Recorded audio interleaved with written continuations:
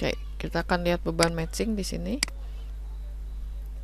Nah, sistem kita sebut match jika impedansi beban sama dengan impedansi karakteristik saluran, ya. Jadi di sini beban kita set 0, impedansi karakteristik kita juga set 0.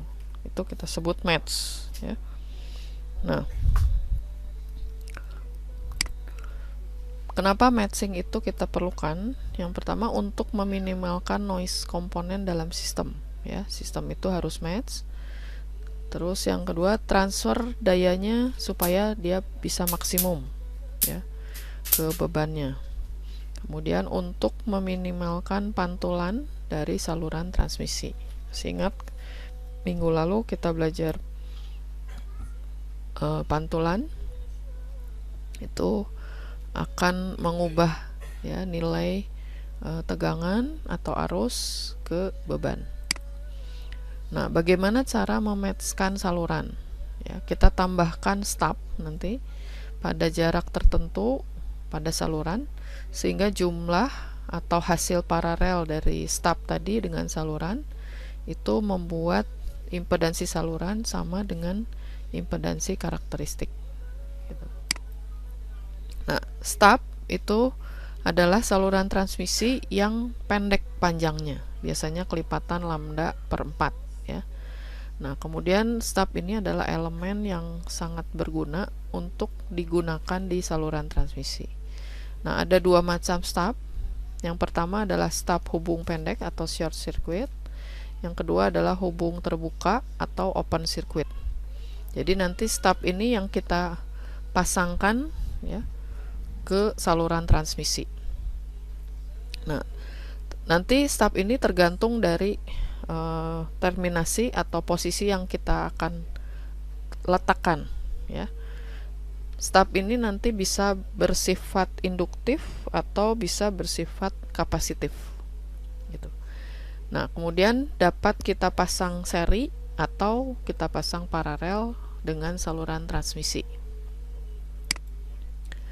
Nah, kita lihat dulu di sini ada tegangan sumber VS, ya. VS itu adalah penjumlahan dari tegangan datang, ya, V plus, dan tegangan pantul, ya.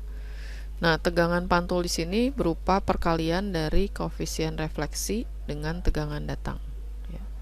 Kemudian posisi dari tempat kita mengamati tegangan pantul itu nanti ada faktor parameter beta dan L di sini, ya.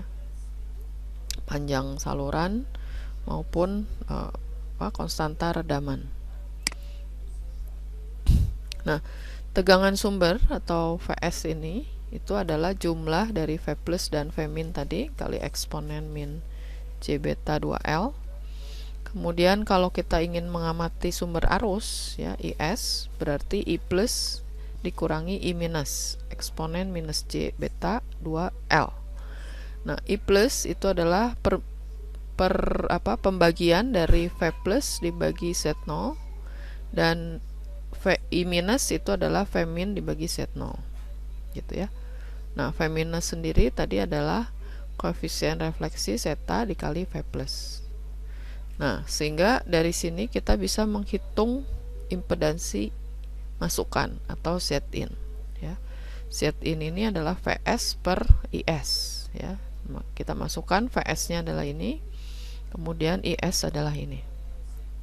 Sehingga nanti kita akan dapat di sini Z0 dikali 1 ditambah zeta eksponen minus J beta 2L dibagi 1 dikurangi zeta eksponen minus J beta 2L. Nah, ini adalah Z input kita, ya. Nah, kemudian kita bisa uraikan nanti bentuk eksponen J beta L ini, ya, seperti ini. Nanti kita bisa sederhanakan penulisannya sehingga dapat nanti Z-in ini itu adalah Z0 kuadrat dibagi ZT, ya. ZT itu adalah beban yang kita pasang di saluran. Z0 itu impedansi karakteristik saluran.